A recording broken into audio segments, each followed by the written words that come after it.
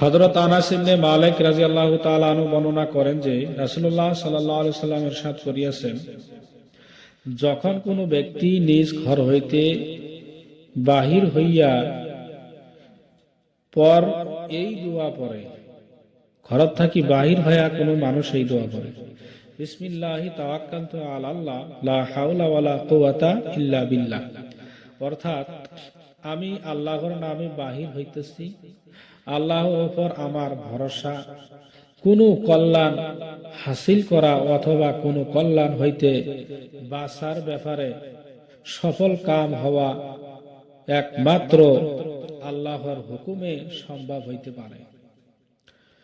তখন তাহাকে বলা হয়, অর্থাৎ ফেরেশতা বলেন, তোমার কাজ সম্পাদন করিয়া দেওয়া হইয়াছে এবং তোমাকে সমস্ত কল্যাণ হইতে হেফাজত করা হইতেছে। শয়তান ব্যর্থ হইয়া তাহার নিকট হইতে দূর হইয়া যায়। তিরমিজি।